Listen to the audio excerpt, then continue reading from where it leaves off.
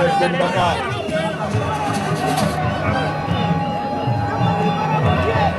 da ngeen ma may nag da ngeen ma may jërë ngeen jëf mbokk yi jërë ngeen jëf mbokk yi da ngeen ma may ma lire benn discours d'abord ci tubaab en français c'est pour la presse étrangère qui est là parmi nous. C'est extrêmement important pour nous. Cette élection est le premier tour de l'élection présidentielle de 2024. Que le monde sache que le Sénégal a tourné le dos à ce régime liberticide et dictatorial. moo tax may sàkku ci yéen ngeen may ma mën a yëkkati d'abord ay kaddu ci nasaraan ma soog a ensuite tënk ko ci wolof. léppay leer bu leen yàkkamti na ngeen Macky dee na sul nañ ko du moom ngeen wax. le 23 janvier 2022 mooy doon sarax si incha allah. wante nag waaw sarax si moom yéen na ngeen ci dugal seen loxo bu baax a baax. wante su ci yàlla àndee tamit incha allah mois de juin ci législative yi mooy nekk le 40e jour incha allah. leen ko yàkkamti.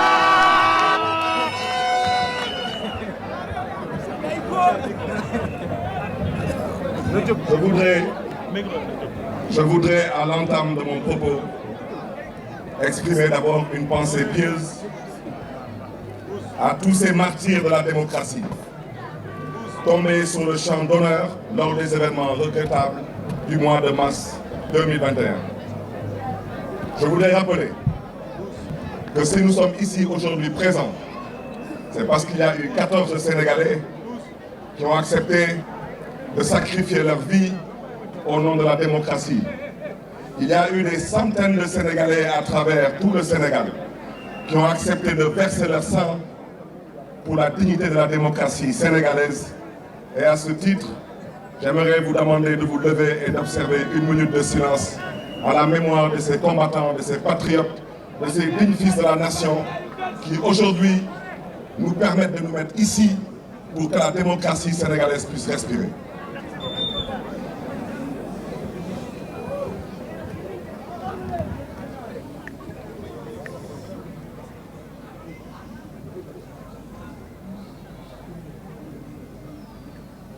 jërë ngeen jëf.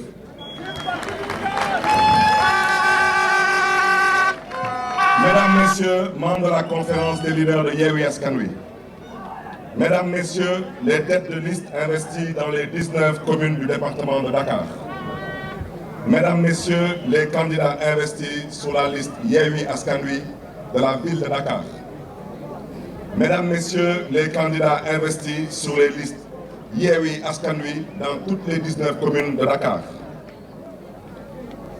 À nos amis du plateau, à nos amis de Gorée, à nos amis de la Médina, à nos amis du Point E, à nos amis de Fass Colobane Gueule Tapée, à nos amis des HLM, à nos amis de Biscuiterie, à nos amis de Grand Dakar, à nos amis de Dieuppeul Derklé Castor, à nos amis de Liberté, à nos amis de Mermoz Sacré-Cœur, à nos amis de Hann Bel-Air, à ceux de Grand Yoff, à ceux de la Padoua, à ceux de Yoff, à ceux de Ouakam, de Ngor, de Parcelles Assainies et de Cambérène, à nos chers invités à vos rangs, titres et grades, chères Dakaroises, chers Dakarois, c'est avec un insigne honneur que je m'adresse à vous en ce jour marquant mon investiture comme candidat de notre grande coalition Yewwi Askan Wi à la ville de Dakar. Permettez-moi d'exprimer toute ma gratitude et mon infinie reconnaissance à tous les leaders de Yewwi Askan Wi ici présents pour la confiance placée à ma modeste personne. Ainsi, je m'engage avec vous, jeunes, femmes, adultes, à relever ce défi collectif pour le triomphe de notre coalition au soir du 23 janvier 2022. Cela ne sera possible qu'avec l'engagement de chacune est de chacun d'entre nous. Chaque voix compte. Ne négligeons personne. Soyons ouverts envers tous nos concitoyens et attentifs.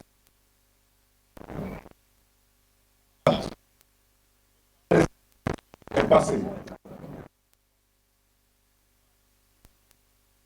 Le temps de l'unité et de la cohésion a sonné. Évitons la division et travaillons ensemble dans la même direction pour l'atteinte de notre objectif essentiel. L'essentiel, c'est gagner dans toutes les 19 communes et surtout de gagner la mairie de la ville de Dakar. À travers cette 2012, qu'il s'était choisi librement, je veux nommer mon grand frère, mon leader, le grand-maire Khalifa Ababacar Sall.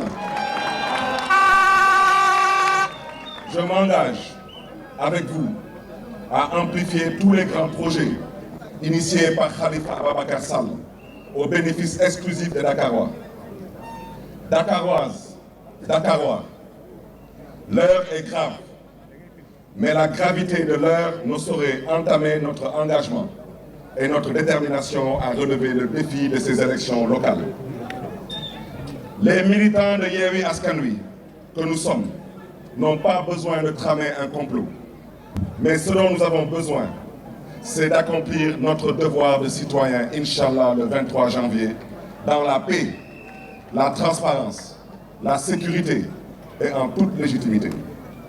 Et de nous permettre de remporter haut la main ces élections locales, Inch'Allah. Dakar. Il nous faut réinventer Dakar, notre chère ville. Réinventer Dakar, c'est de lui rendre sa dignité de ville capitale ouverte au reste du monde, véritable porte de l'Afrique. Réinventer Dakar, c'est la rendre plus attractive comme ville propre et plus résiliente. Réinventer Dakar, c'est donner une place de premier choix à l'économie numérique et à l'innovation technologique.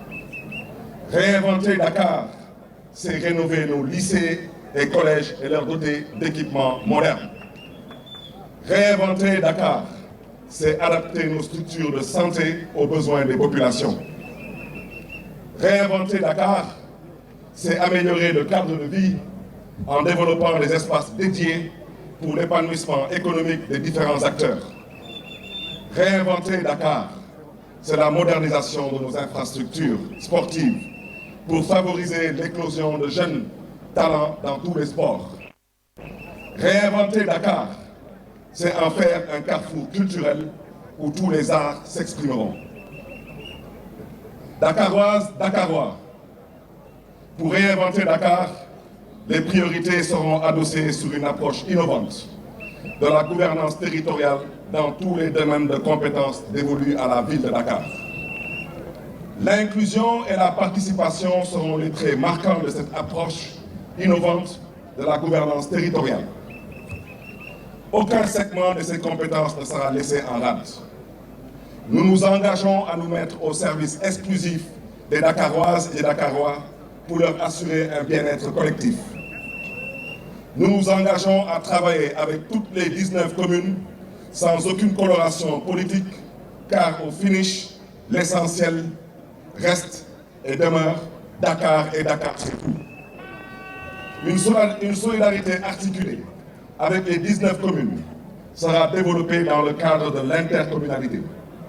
C'est pourquoi j'invite toutes les têtes de liste de notre coalition à aller à la rencontre de nos concitoyens, de les écouter attentivement afin de trouver ensemble les solutions attendues.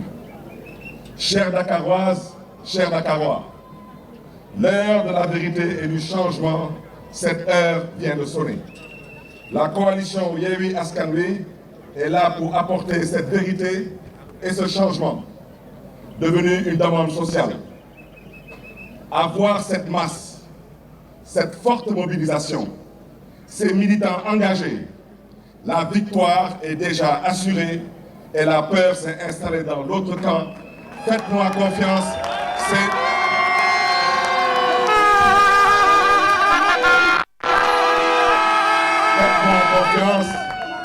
faites-moi confiance. Inch'Allah, il n'y aura pas d'élection le 23 janvier 2022. Il y aura une formalité et c'est le maire de Dakar qui vous parle.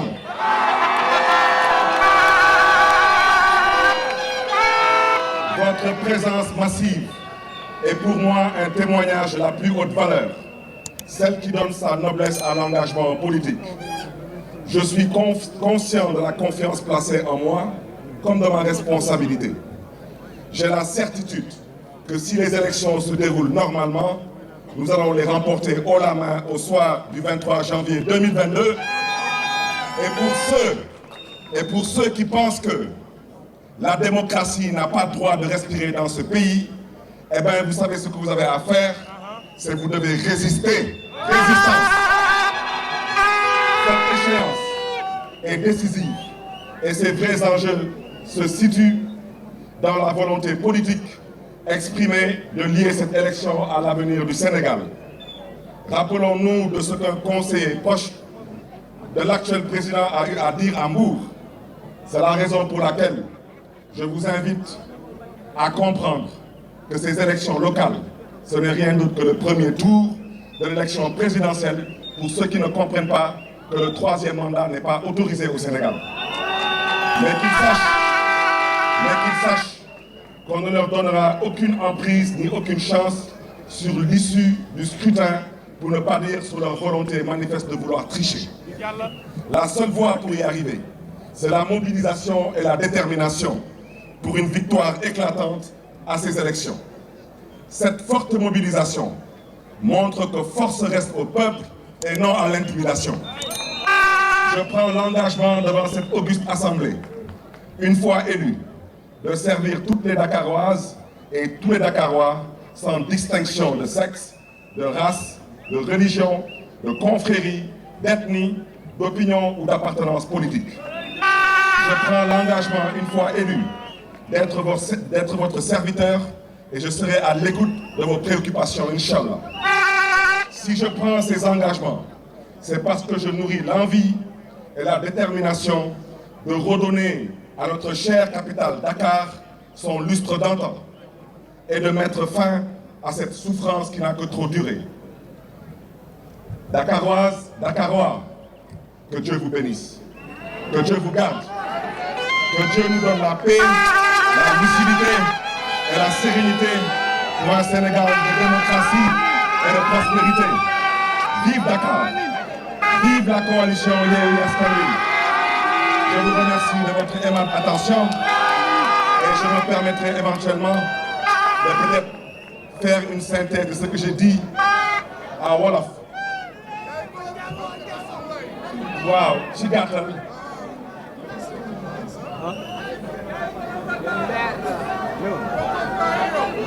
ndam rek dama ne ndam rek ma ne leen suñu Ndakaaru yëngatu na suñu Ndakaaru yëngatu na dañu am fayda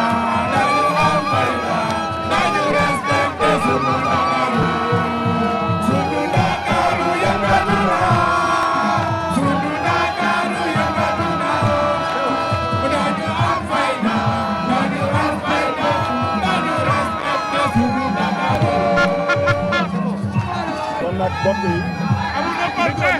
l'heure de la vie, c'est l'heure de la vérité.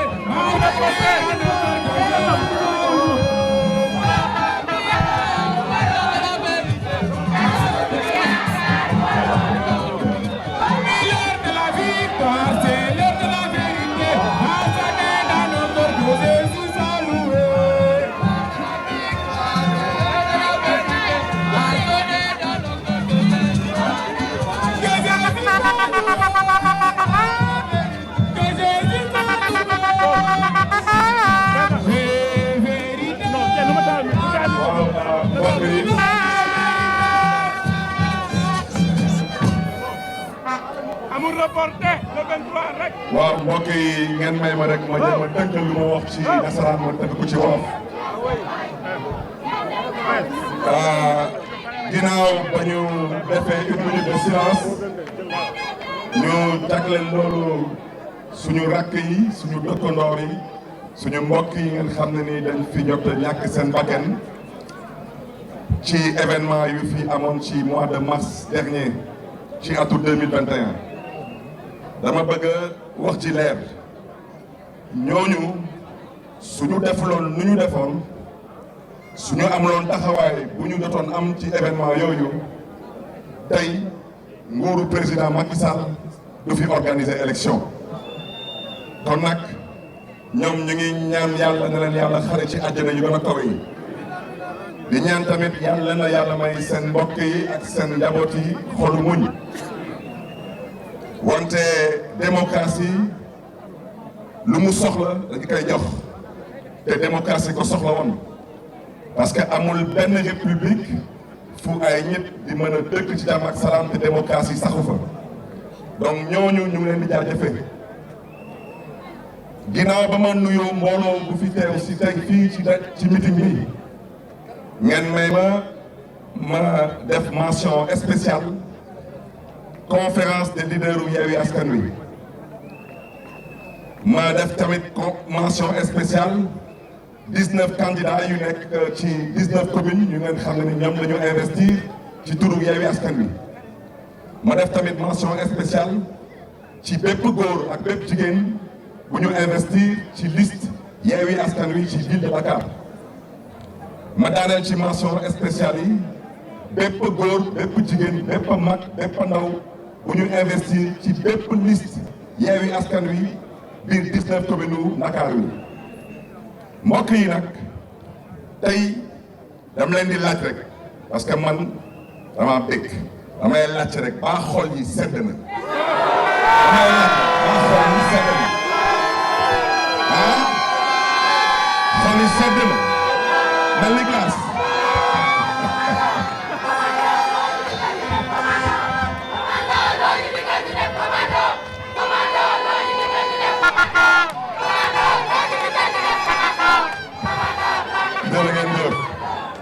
comme xol yi sedd na guy kon nag woy ngeen ko ba pare saay-saay bu mag a mag boobu moom sul nañ ko dee na sul nañ ko bu ci des nag mooy sarax si wax naa leen ko mooy le 23 janvier 2022 na ngeen góorgóorlu ba seen taxawaay seen doxalin seen jëfin bu kenn am xel ñaar ci suñu ndam bu ñuy am le 23 janvier 2022 incha allah parce que moom mooy nekk le premier tour de l'élection présidentielle ginnaaw loolu nag mbokk yi candidature bi dama ci ànd ak mbégte wante xam naa responsabilité bu ngeen ma dénk te su ci yàlla àndee incha allah dama fas yéene ànd ak yéen doomu Ndakaaru yi ànd ak suma yaay yi ànd ak suma papa yi ànd ak suma mag ñi ànd ak suma rakk yi ànd ak suma mbokk yi suma dëkkandoor yi ñu bokk benn ndey bokk benn baay liggéeyal askanu Dakar liggéeyal Dakar liggéeyal ëllëgu Dakar ngeen may ma nag ma def mention spéciale suma mag suma xarit Khalifa Ababacar Sall xeex nañ ko dëkkaloon nañ ko fu mu dëkkul yàq nañ liggéey bu mu commencé woon fii bi Dakar wante nag saay-saay mën na bañ a wax dëgg mën na yàq xel mën na yàq xalaat mën na yàq xol wante Khalifa Ababacar Sall fu mu tegoon tànkam fa laa fas yéene teg suma tànk incha allah kon nag na ngeen xam lépp lu ngeen xam ne ni état moo ñu ko may ci ay sañ-sañ mooy lu ñuy woowee compétence transférée mu toll ci juróom-ñeenti sañ-sañ bu ñu état bi dégg dama ci fas yéene ànd ci ak yéen ci fulla ak ci fayda liggéeyal Dakar Dakar nekk dëkk bu set Dakar nekk dëkk bu ngeen xam ne ni affaire daf fi am xéwal daf fi am naataange daf fi am te jàmm tamit daf fi am parce que jàmm ci lépp xaj bugguma guddal parce que maa ngi gis auto police yi maa ngi gis seen te xam naa ni autorisation bi dañu ko may ba 20 heures wante mbokk yi tooñ baaxul wante lenn la mën naa leen ko wax danga naa gars yi dañ ma tere def dox mbokk waaw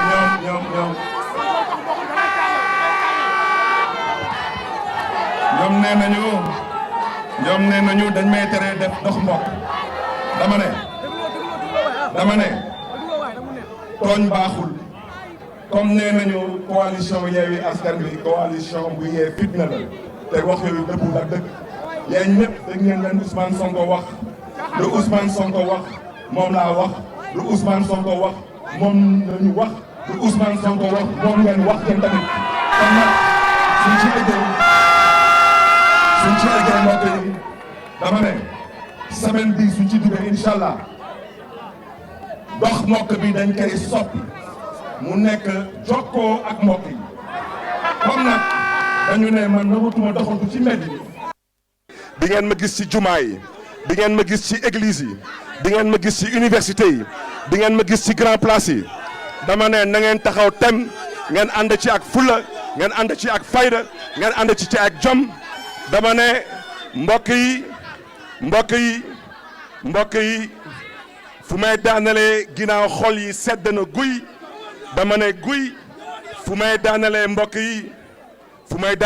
yi mooy élection yi ma ne élection yi mbokk yi mee leen ma rek ma daaneel lu mu leen di wax dafa am solo dama ne élection yi mbokk yi wolof Njaay nee na ku ndóomin rey sa maam soo gisee lu ñuul da ngay daw du noonu ñun dañu demoon élection 2017 élection législative député ba 11h30 ci guddi ñun ñoo gagné woon ñoom 3h du matin ñu daal di génn ay yeneen chiffres ne ñoom ñoo gagné foofu laay daanale nag dama ne pesum kanam borom a koy fajal boppam dama ne 23 janvier 2022 su ngeen demee ba voté ba ñu tëj bureau de vote ci 6h yéen ñëpp na ngeen ñëw suñu quartier général lu ngeen xam ne ni mooy suñu wareef ak suñu warugar dinañ ci ànd ak yéen ci fulla ak ci fayda dem dugg ci mairie de Dakar yëkkati Dakar teg ko ci loxo Dakar waa yi